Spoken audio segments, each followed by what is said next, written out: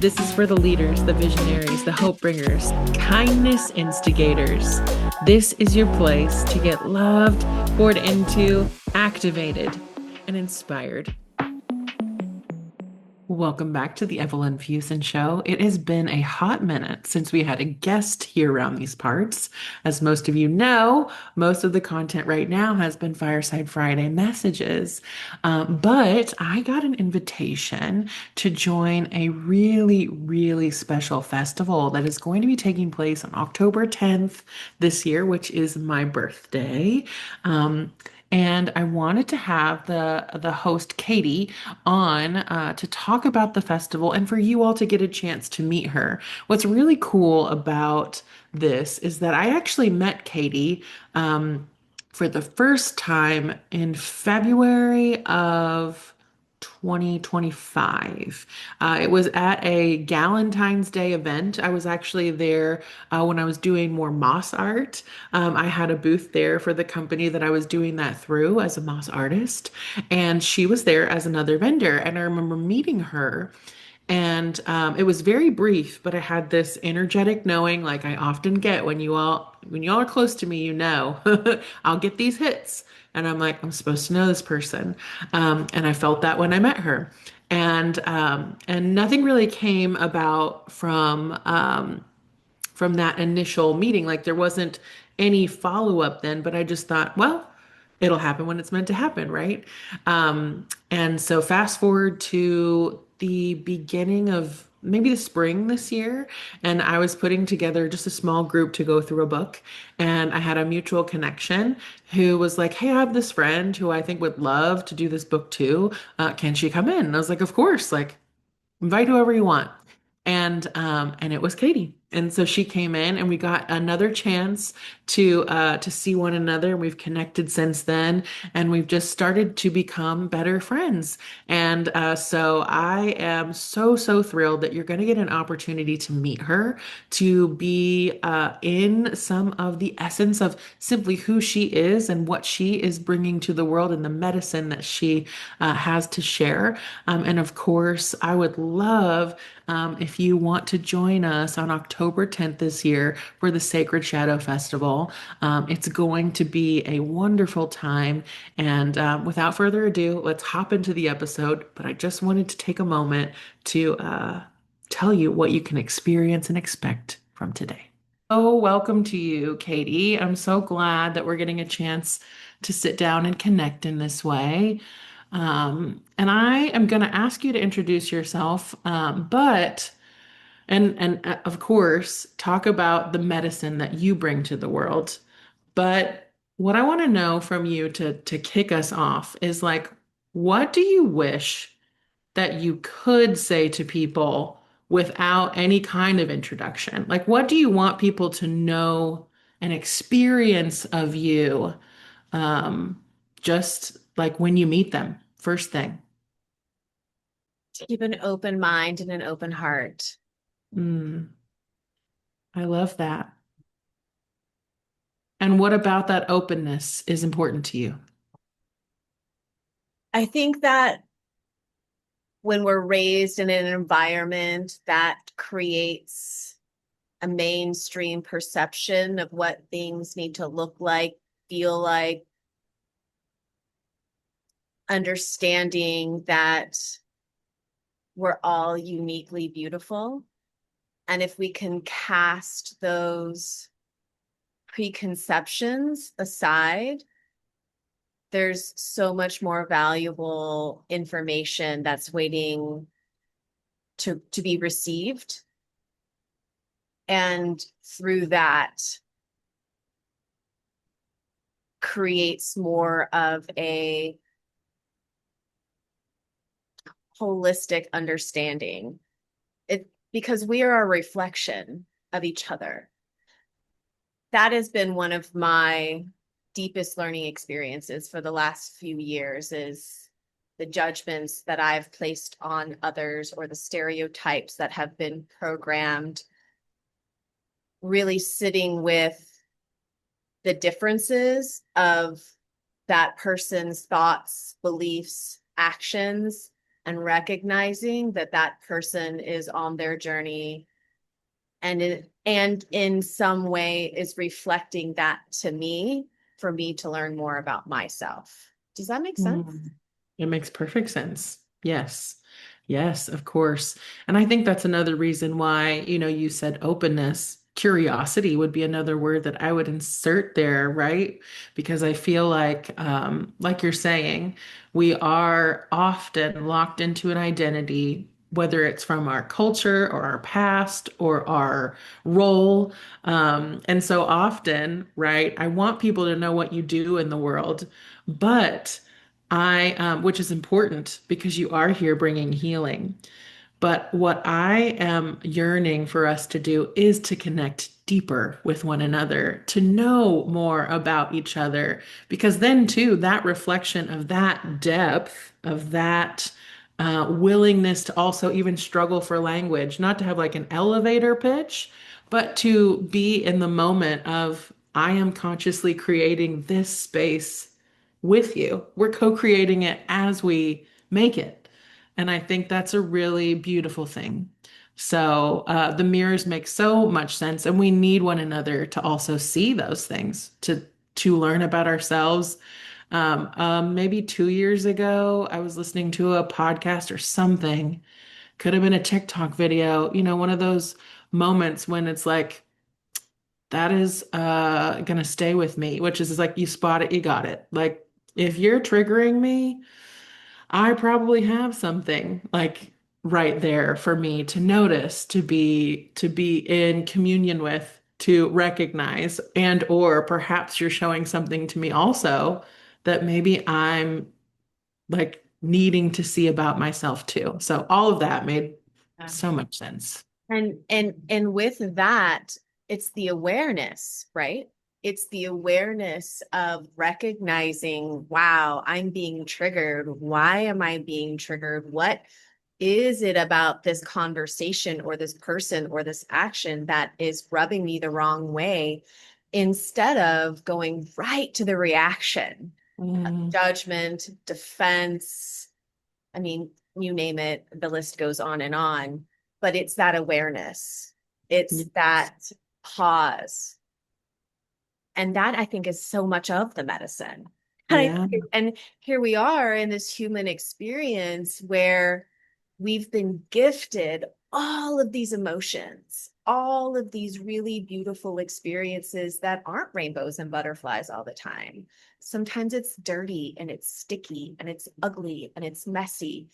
That's where we excavate the diamonds. That's where we emerge from the chrysalis so that we can use that fertile soil of the muck. And I love to say the dirty diaper. We're in this dirty diaper and we're going to get diaper rash. And like, how long do I have to sit in this dirty diaper? But it's in those moments where you got to get resourceful, you got to get creative, you got to really return to self. That's part of the journey.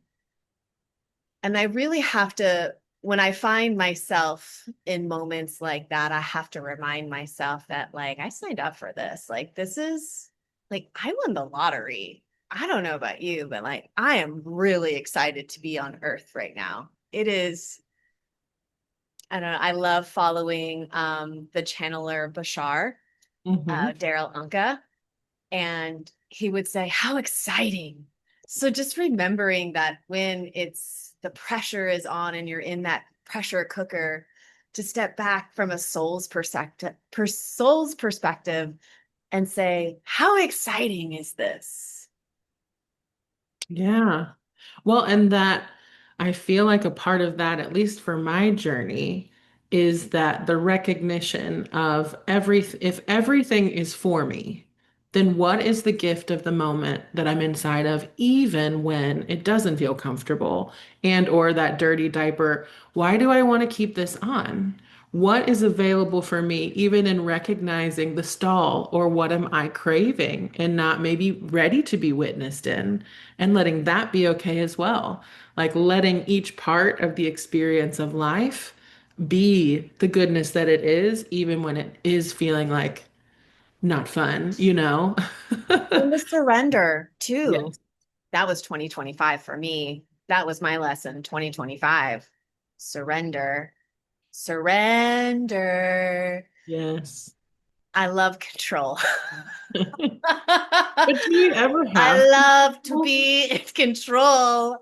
I really thrive when I have goals and accomplishments and a to-do list and I can check them off. Productivity is my absolute most favorite thing in the whole entire world. Love being productive. And then 2025 taught me to detach and to surrender because from a soul's perspective, I have to look down and be like, oh, you silly human. So cute. God has a plan for you. So why don't you just let divine source, creation, universe guide you instead of you plotting out, it's going to look like this, it's going to be like this, we're going to do this at this time. Don't get me wrong, I love an agenda. Programming is my absolute favorite thing in the world, but where's the element of flow? When Mhm. things are so rigid and strict, the art of pivoting and the art of flow state is restricted. I love to think of a hose where water's coming through the hose and you put a kink in the hose. You're trying to control this water flow, but then you're restricting movement.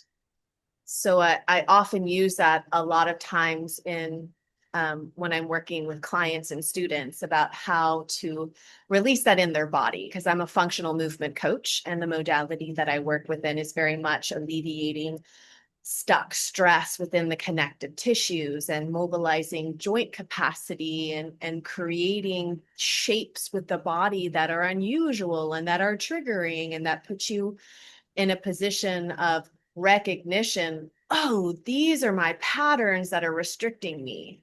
So it's helpful to create those visual imageries and analogies for people to kind of hold on as we're working together with the body. Yeah.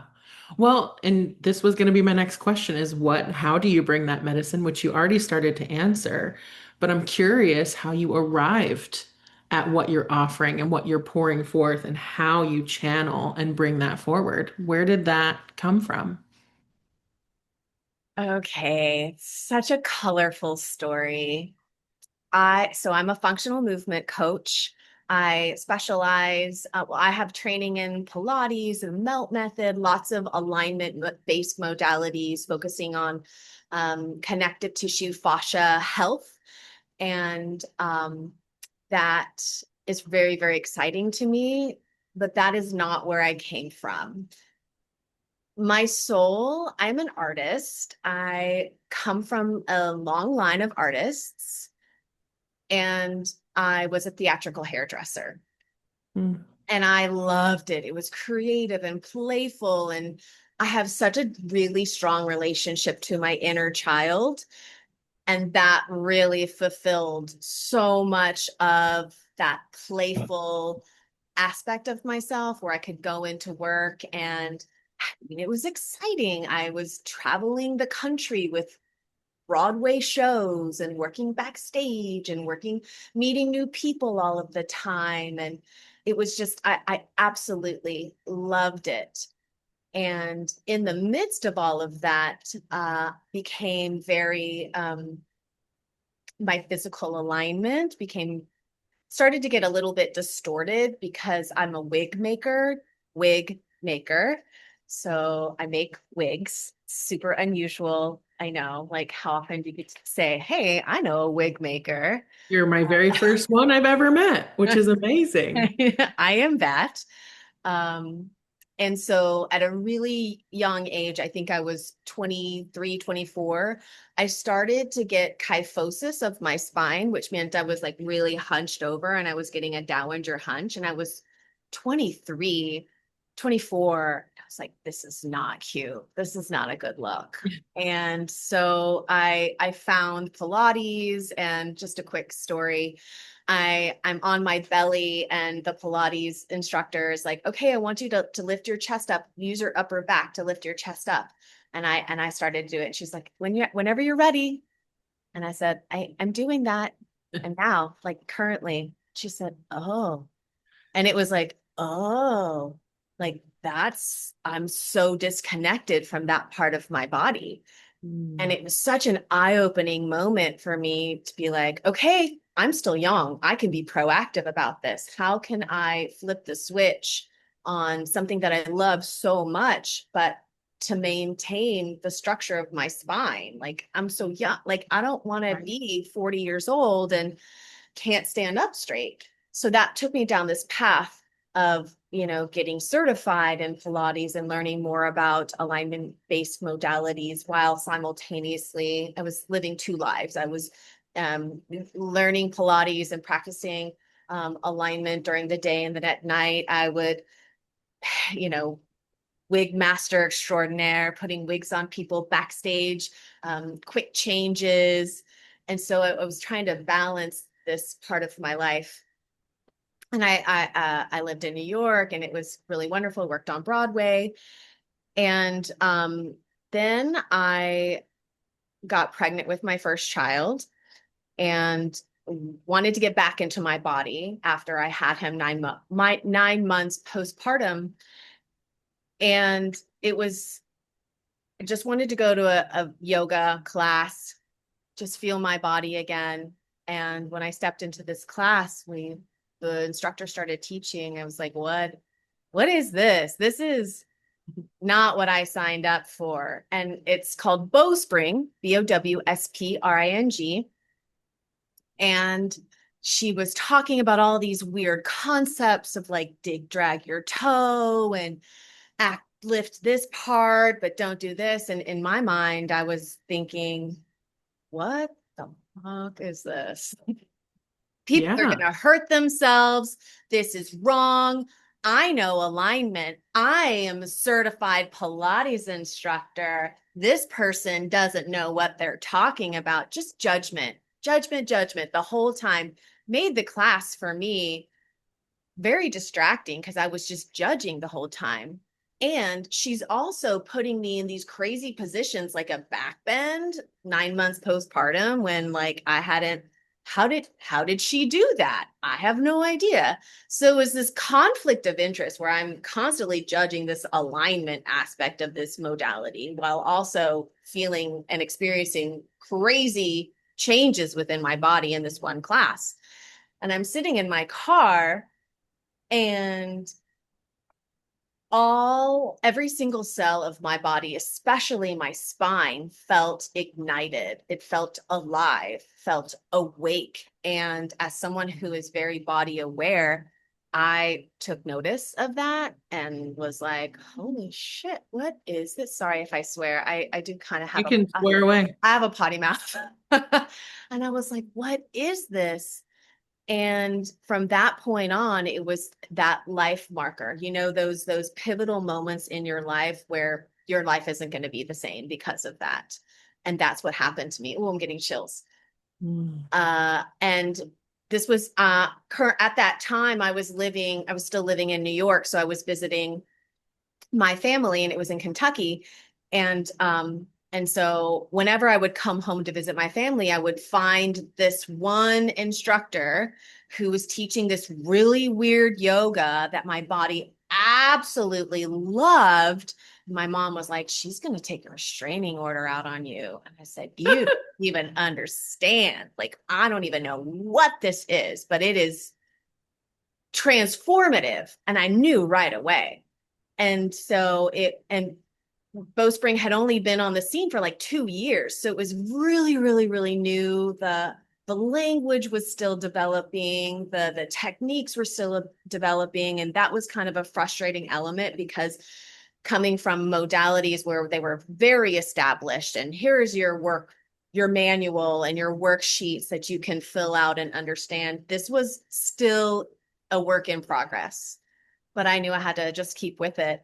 And here I am 12 years later, and it is the most amazing modality I have ever worked with. It's amazing to work with students and clients and witness these transformative um, awakenings they have within their bodies, these aha moments where I didn't even know that part of my body existed.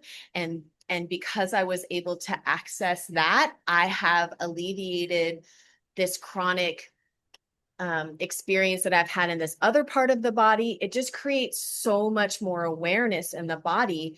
And even when I was in New York and living the dream on the Great White Way, I knew that I wanted to be an amazing bowspring instructor. I always knew. I said, I really want to do that. And so in 2020, I had 2020, sorry, 2018, we moved back to Kentucky. I was pregnant with my second child, and then I had him and trained in theatrical hairdressing. So naturally, I'm going to try and get a job at Actors Theater of Louisville, which I did, and it was really amazing. And then COVID hit, and once again, everything changed, and I made the choice to not get vaccinated. And because of that, I had to bury my career as a theatrical hairdresser. That was really hard time for me because I loved it so much. It was my identity. It was how I was able to relate to not only other people, but to myself. I am Mm. a theatrical hairdresser. This is what I specialize in. And it was gone. And so it was kind of like Source saying, here's your time to do bowspring, to get into functional movement. And so I worked with coaches and figured out how do I even offer this. And it's been a really interesting journey, to be honest with you, because it is so abstract and it is alternative. So especially being living in this region of the country where change is not a thing that people regularly really want to lean into. They like what makes them feel comfortable. They like mainstream. They want to feel, that comfort. And the bowspring is not that. The bowspring is uncomfortable in beautiful ways because it highlights your imbalances, but it's been challenging. It just makes me think of like when I first moved to New York and I was trying to get a job on a show. I'd go around to all the stage doors and drop off my resume and make phone calls, and lots of rejection, lots of rejection. And it felt exactly the same way moving back to Louisville, Kentucky, where it was like people don't want what you have. Bowspring is weird. And it was just like all over again. I'm kind of reliving these wounds of rejection, but just standing true and no, this what I have to offer is medicine. I am helping people. I am creating a new perspective that they would have not had otherwise. So it's been a slow journey in building my business Realigned Body, but slow and steady wins the race ultimately. And Bowspring also opened up because it is so profoundly expansive and there's so much like mental mapping that goes on. Like it's so good for brain health, but it's also somatically opening. So you'll experience some of your extrasensory gifts come online. My creativity shot through the roof when I was in the height of my practice. And it inspired me to open up an event planning company, Body, Mind, Soul Productions, because my whole thought was, okay, if you're not going to let me teach Bowspring, I'm going to create my own events where I can have that and introduce this medicine to people. So where Body, Mind Productions came from was also kind of the catalyst from the Bowspring. Ah, yes, yes, yes. Well, I love this. And I relate a lot to your journey, and especially when you're trying to articulate something that's definitely, like you say, like in this area that we're in, when people are used to, well, and I feel like that's kind of human. At least also when it's the Bible Belt thing, man. I keep going back to religion because at least for me and from my background, so much of what we were steeped in is like different is gonna lead you astray. So like stay right here with what we say, and this is gonna keep you safe. But ultimately, that safety, right? It is about comfort. It is about, well, I know that I'm checking those boxes, but there is usually something. There's usually something that's like, is this it? Is this all that there is? Is this really um keeping me safe? Is this really what that looks like? So at least from my journey, I was listening and there were moments along my own path and evolution of what I have offered that had to start out in more of the modalities of accepted way. So really I moved from working in ministry into business coaching and specifically focusing on mindset.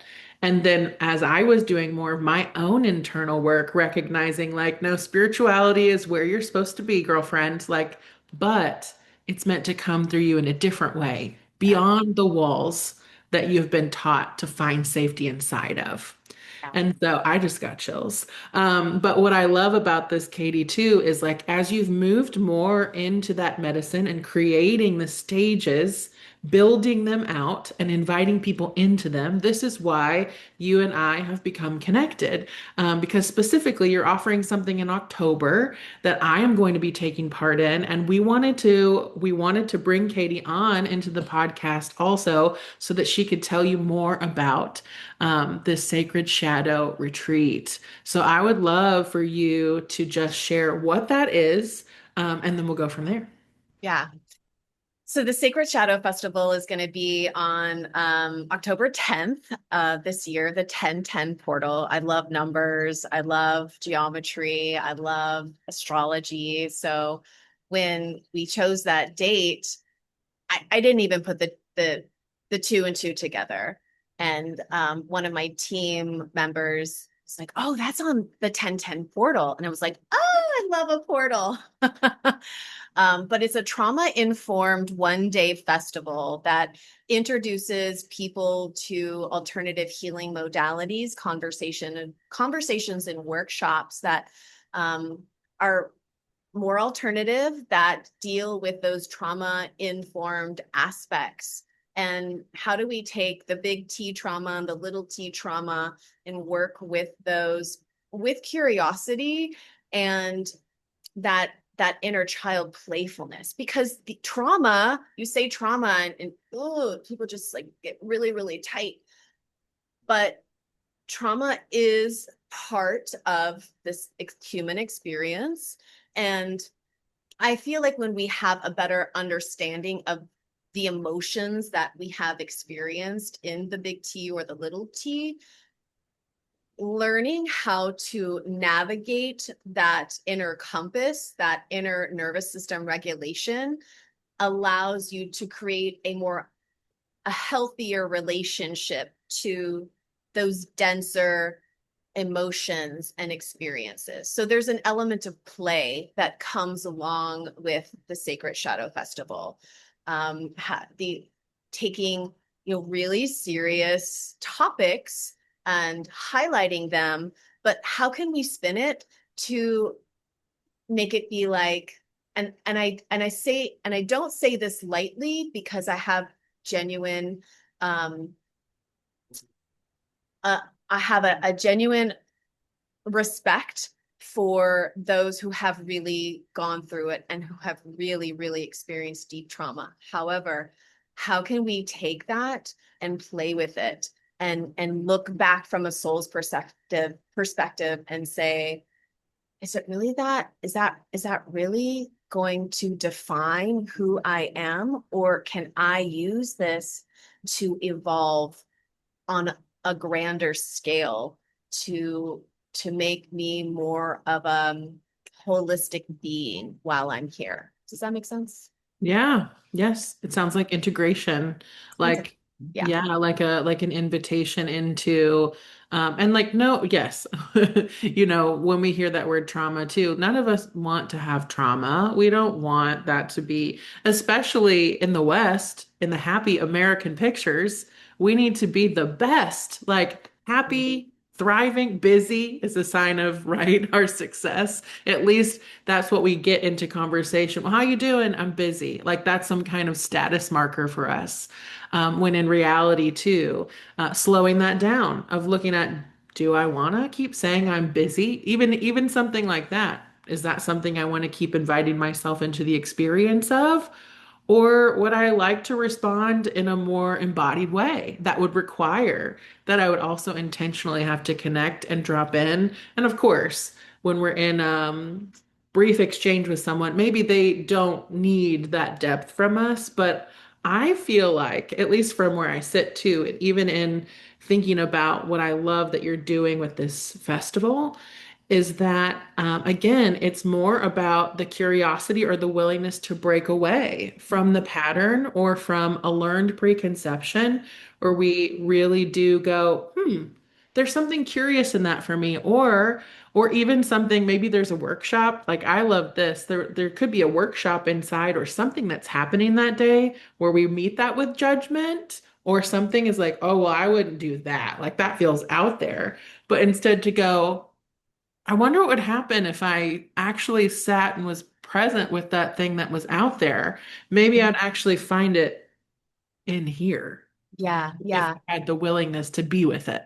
Yeah, and you said something that really stuck with me was embodiment. And I think that's such a key element of this experience is that the awareness and the embodiment. And I'm bringing in a keynote speaker. Her name is Betty Guadagno. She goes by Buddha Betty.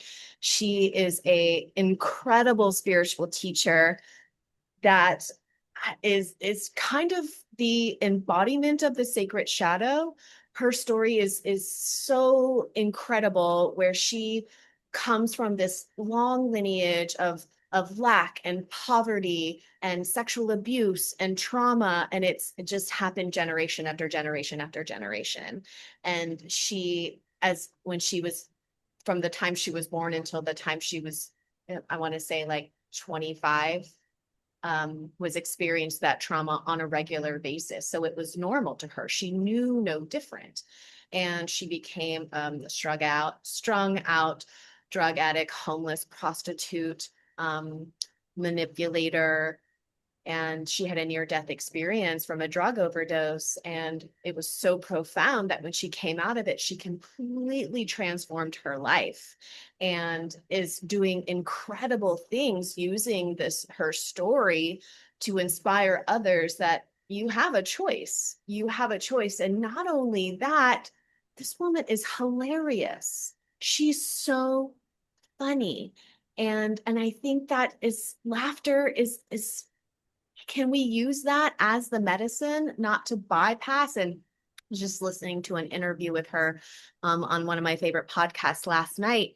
And can we use the medicine not to spiritually bypass? And she said, it's not my job to say, hey, you're experiencing this trauma, get over it.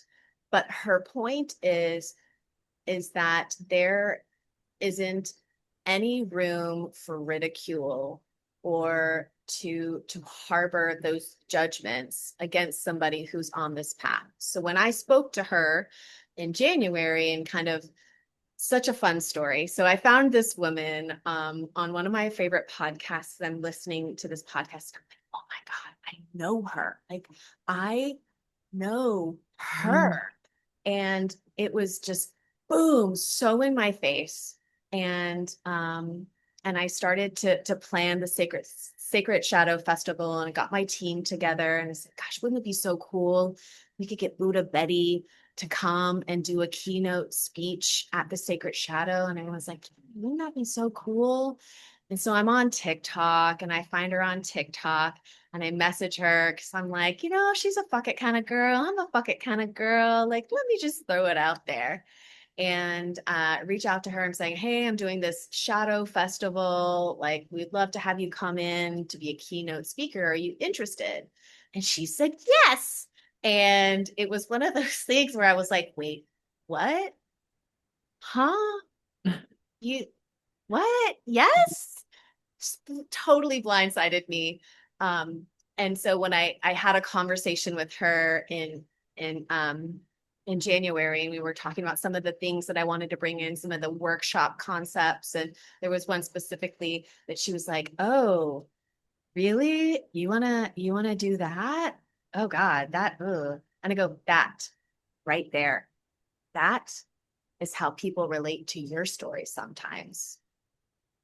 So it was a little bit of like, yes, it's triggering, but there's so many layers that we don't even understand.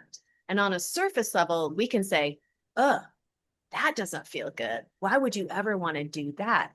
When really, there's a reason why those things are there. It's healing for some people. And just because it doesn't work for you doesn't mean that you can't support that person who has found reverence and community.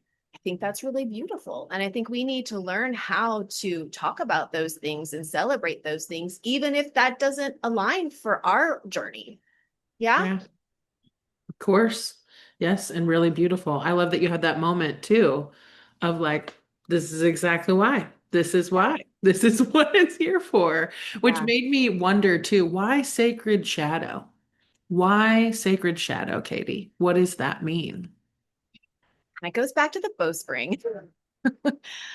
Because the bowspring is working with unconscious parts of the body, your shadow self in mobility, and we're trying to activate, parts of ourselves that haven't been turned on. And that's kind of where it started. And previously in June, I did the Dark Goddess Retreat, which is all shadow work as well, only working with goddess archetypes as kind of the template for that. And initially, the Sacred Shadow was going to be the Dark Goddess Festival. And so the Dark Goddess Retreat was kind of the precursor to the Dark Goddess Festival. But my team that's working with me right now, we got together and they said, yeah, this doesn't feel right. It feels very feminine focused, which it was.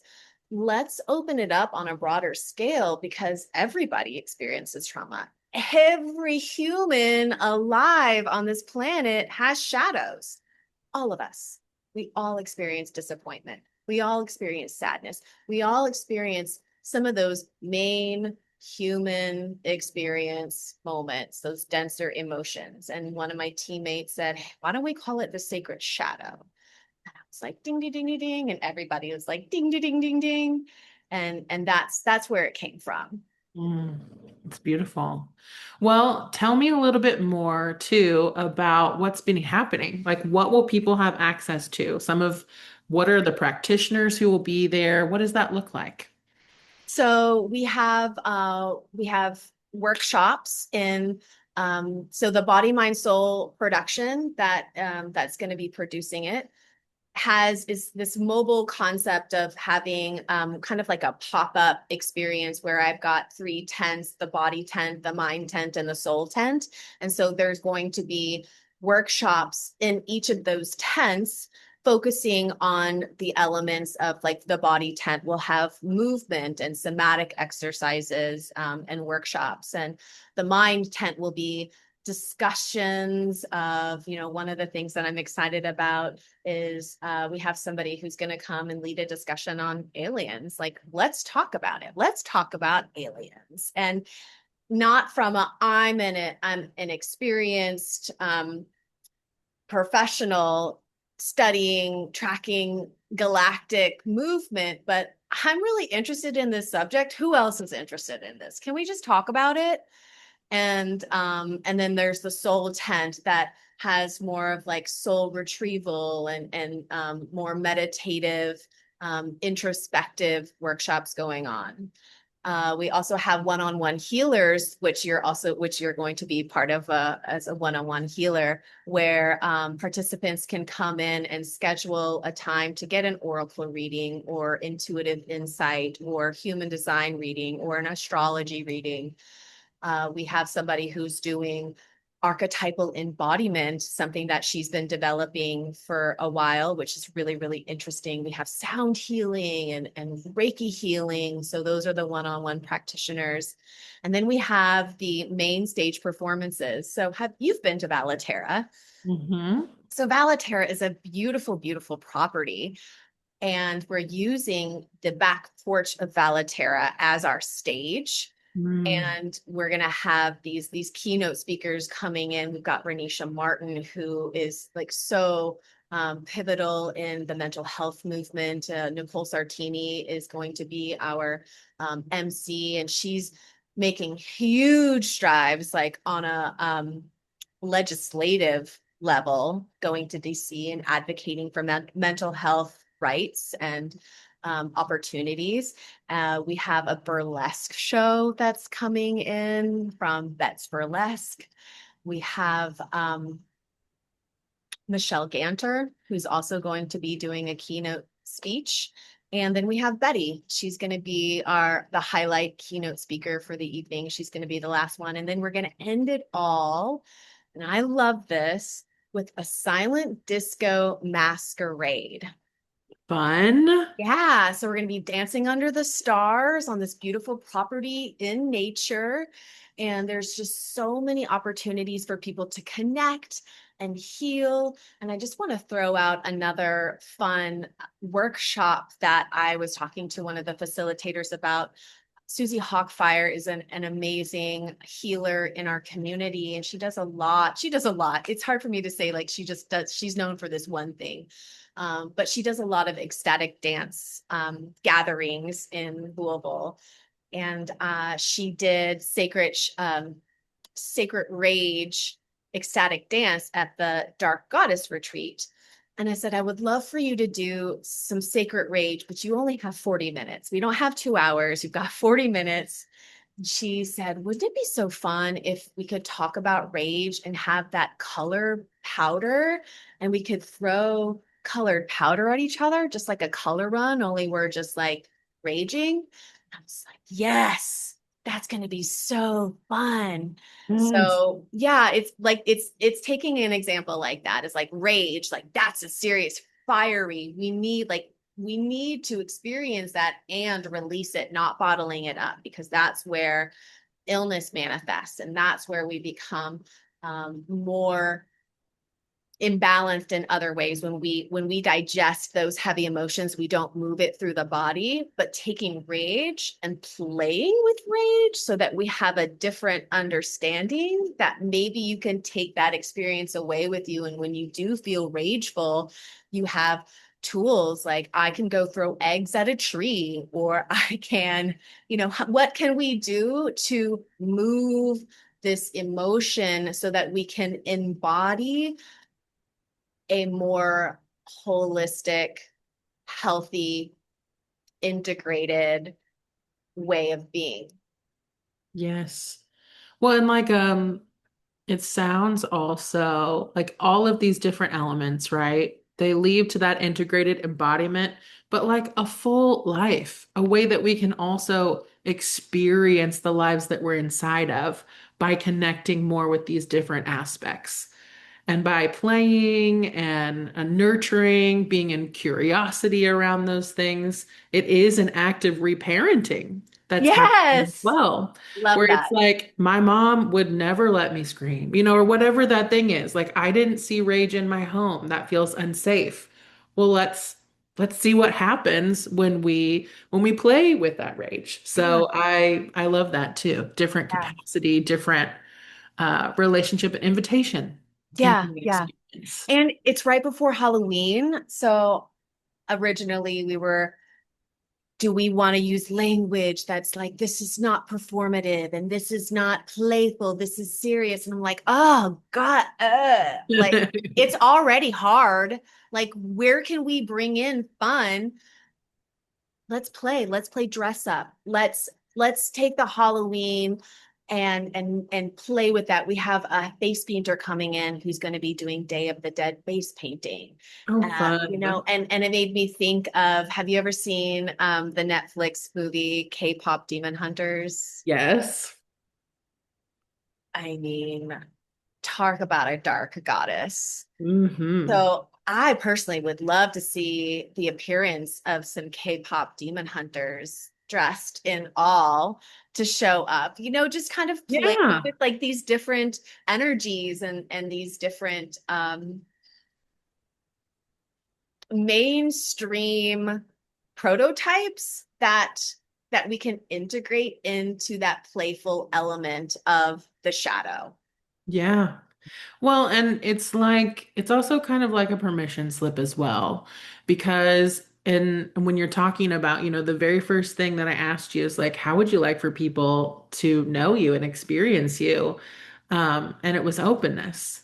And there's been such a gift too for me in living that way and meeting the world instead of going, I have to be on my guard, knowing I'll have the discernment I need if my guard is needed.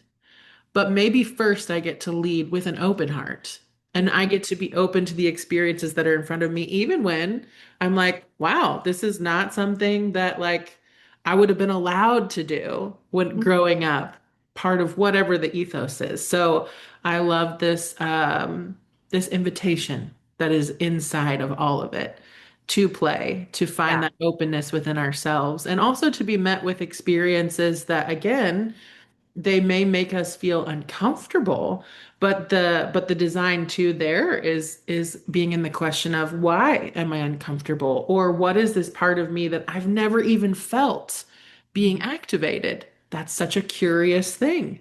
Mhm. What is craving to be witnessed with and for me as I go and enter into this Yeah. space.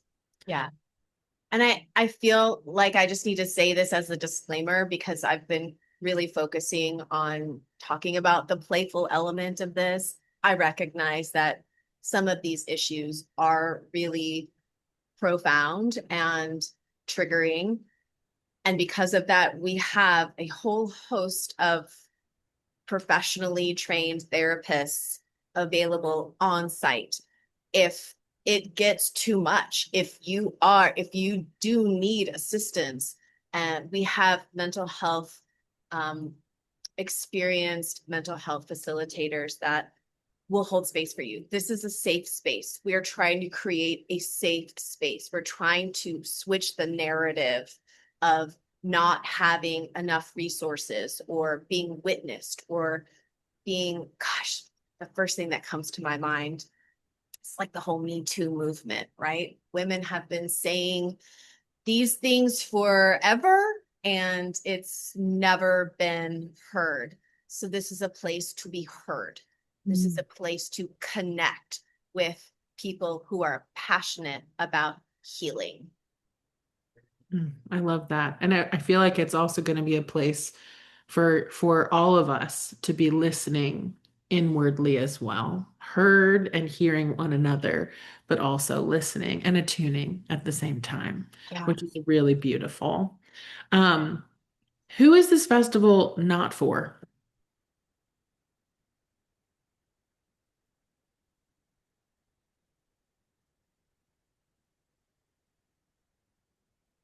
This festival is not for someone who is stuck in their own beliefs and their own ways of being.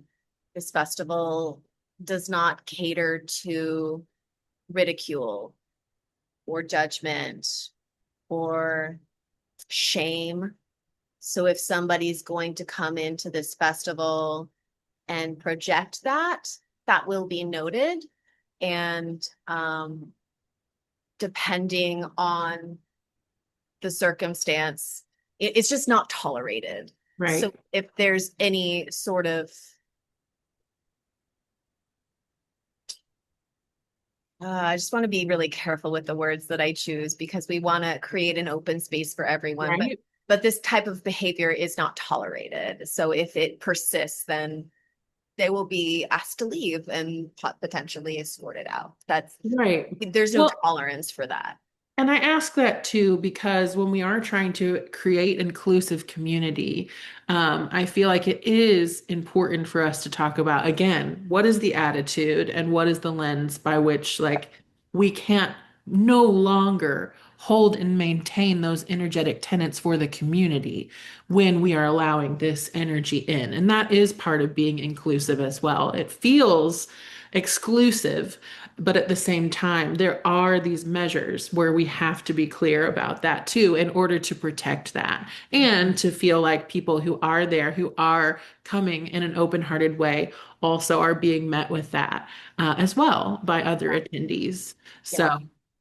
Yeah, um, I feel like part of my own inspiration for this is I've always been a misfit. I've always been the weird one, the one that, I learned really quickly when I was really little that we don't talk about some things that are a little too esoteric and but these are I went to Burning Man for the first time in 2008 and it totally changed my life because I was like, this is Oz. We are in Oz. And every single walk of life you could ever imagine was there. And they were living in community and they were supporting each other. And it was so incredibly beautiful. And that's the energy that I want to create with this festival. Now, granted, it's not the size of Burning Man yet, but just to know that once again, this is a safe place. This is where I want to focus on people bringing their most authentic selves and being respectful. So that doesn't mean like I'm just going to give the example of sacred rage.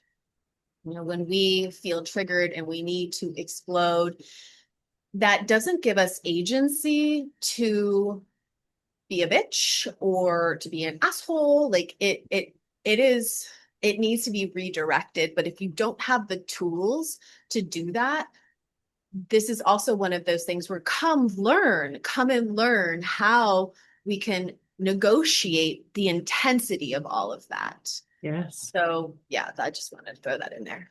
Yes. Well, I love that. Well, it also made me think right before we were recording, sometimes I'll get these like nudges, like go on Instagram, go on Facebook, like there's something there that's for whatever's coming. And this aspect of what I was thinking on, even we were talking about building and creating your own spaces in order to create the experiences and invite other misfits or Dre, our mutual friend, we were having a conversation several months ago on that Mary Magdalene book call. And I was talking about something about feeling like the black sheep. And she's like, we're not the black sheep. We're the rainbow sheep. And I was like, oh my God, I love it so much because there is a pattern interruption. And often, too, you all know if you're listening in this space, you are here as a pattern interrupter. But the post that I saw right before the call, which I have a screenshot, I'm going to read it. It's from Dej Alo, and her Instagram handle is called The Story Doula. And this is part of an excerpt that she wrote, but it I felt like this was going to tie in directly, and it absolutely is. She said, we all have a lineage of world builders. We all have ancestors and kin and folks in our corner who are praying for worlds not yet formed. World building is an intercessory art. It is imagination, prayer, willingness, and action. Even the oaks are building worlds, even the flowers, even the swallows seeing the future into form. Your lineage of world builders is not just filled with artists and entrepreneurs and doers, it is also full of the more than human world. It's full of saints and beloveds and seeds and starlight. All of creation is interceding for something else to emerge, for new worlds to form. And this festival feels like to me like an invitation into that element of internal and communal world building. Because as you said, Understanding. even in Burning Man, when you are able to experience things that are not being projected through Hollywood, through the news, through this is what normal looks like, and instead, when you are actively participating with other human beings who are there to have a raw and authentic and communal experience, something happens inside of that. There is Yeah. something that is ignited and invited. I keep feeling like this is a huge invitation this day to be in connection with your spirit and with others who are also seeking and who are yearning for deeper connection and also wanting to create the world that we want to live inside of. Yeah. Love that. Love that. And the interceding really just evoked me to say understanding Yes. Yes. and understanding. Yes. And we do that by that grappling, by that question, by that I'm going to be open, but this feels a little weird, or I'm really drawn to this. And like, I don't know if I can admit that out loud. This is a place where you Yeah, get to admit that out loud, exactly. where you get to be a participant Yeah, and yeah. actively engage. So just a quick note. So the element that I was talking to Betty about where she was like, "Ooh, I don't know," that kind of like, I wanted to get a representative from the kink community to talk about their community. And it's I've connected with somebody in another community, and I don't know much about it. It's not my path, but it was really interesting to learn more about the healing qualities of that community provides for each other. And I thought that would be such a great workshop to bring into the Sacred Shadow. It's funny because it's like the one community I could not get a hold of till like after things had already been kind of settled.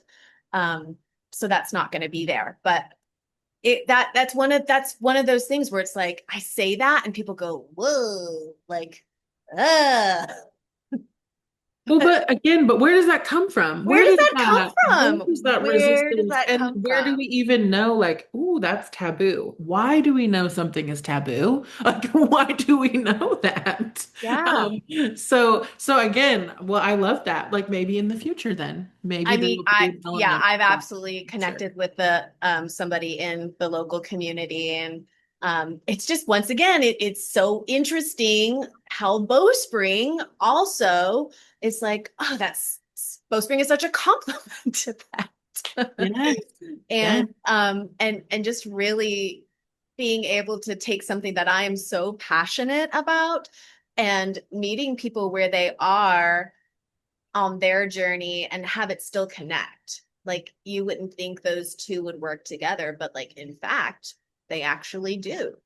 And so how do we take these taboo or these unconscious programs and bring them into a cohesive experience through collaboration? And that really is what the Body Mind Soul Productions heart is based on, is collaborative events.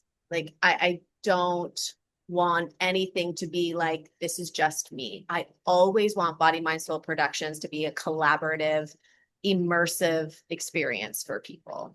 Yeah, well, and I feel like that also there's an element of like dynamic energy that happens when we're co-creating as well. So I love that that's coming through and part of the ethos of what you're Yeah. creating and what you're world building right now, current. Yeah, love that. Love that.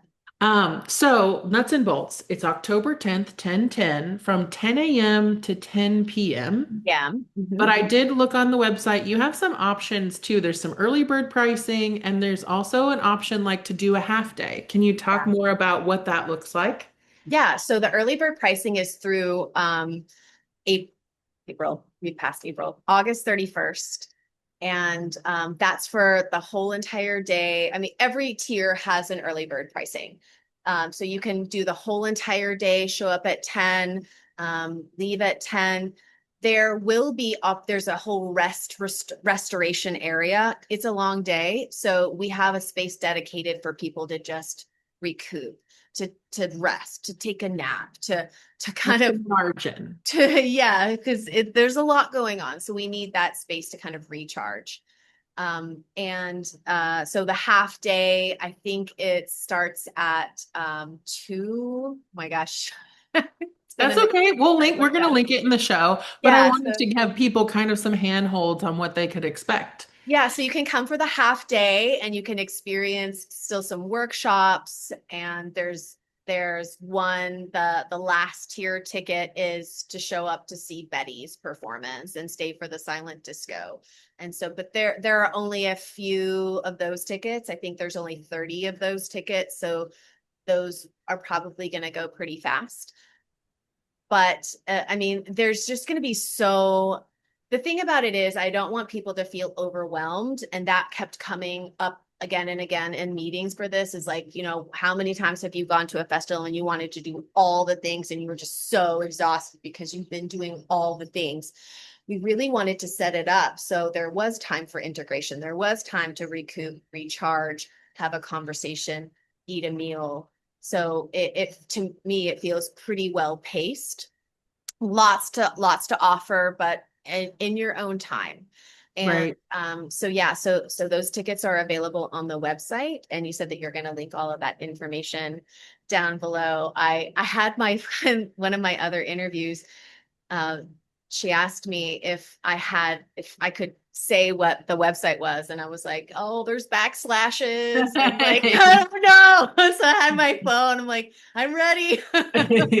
No, we'll link that in the show notes. You can click a link, friends. It'll Yeah. be there for you. Yes, 1,000%. I feel like there was one more thing.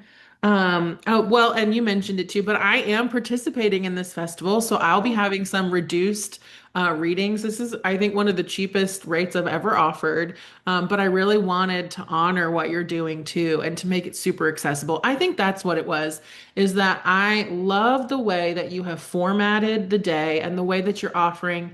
And it feels really accessible to me. I know a lot of us are experiencing unprecedented financial strain, Oh, and that is like so there. And as the organizer and someone who's taking a lot of leadership and the whole financial backing and planning, like I'm really grateful to you for organizing it in this way that feels, to me, it feels really accessible.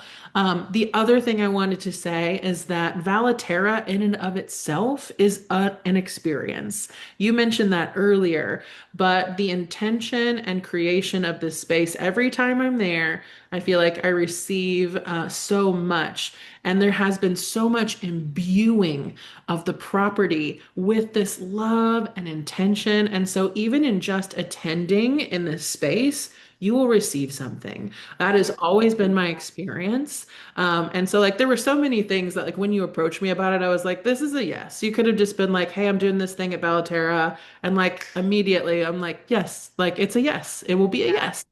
So, Yeah. um, but I say that to anyone who may feel on the fence, or if it feels like, well, that feels like a little out of my comfort zone, like, good, let it be out of your comfort zone. But also know, like, even as Katie has said, there will be people there who are there to hold the space with and for you should you need it.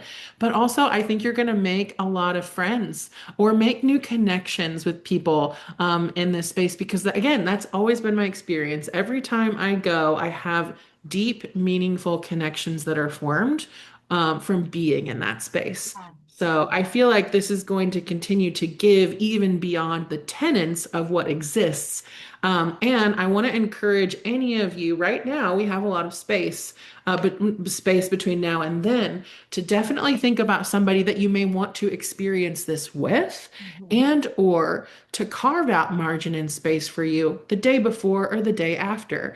This is always something for me when you are doing something that is going to be activating or even replenishing, you may want space and time to integrate. You may want some space and time to yourself.